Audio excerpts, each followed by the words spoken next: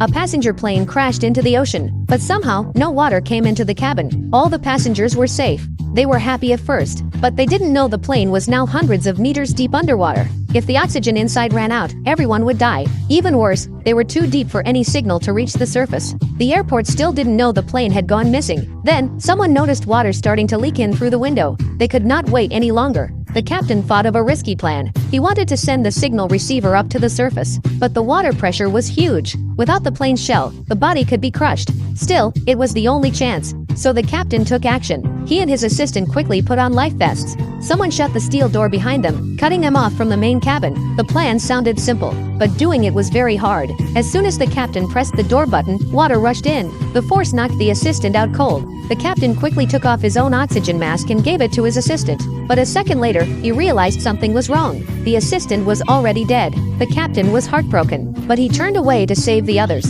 He swam to the door and opened his backpack. The signal receiver floated up fast, but now the captain was in danger. He had no way back, so he swam upward with all his strength. Just before passing out, he reached the surface. He climbed onto a raft and hit the emergency button. At that moment, a nearby Navy ship doing training received the distress signal. They rushed to help and pulled the captain aboard. He told them many passengers were still inside the plane under the sea. The ship's captain sent out the rescue team right away. After searching, they finally found the plane, but the rescue was very tricky. The sea pressure was too high. If they cut open the plane, water would flood in, killing everyone. So they came up with a new idea. Use water's buoyancy to lift the whole plane. There was no time to lose. They passed lifting straps under the plane. Each strap was tied to a giant balloon. Then they connected air pumps to the balloons. Everything was ready. At the captain's command, they started the pumps. Air filled the balloons. Slowly, the plane began to rise, but the shaking made the cabin door crack. Water rushed into the plane. The passengers had nowhere to run. They were about to drown. If the plane didn't surface in 2 minutes, everyone would die. The ship captain ordered more pressure into the pumps.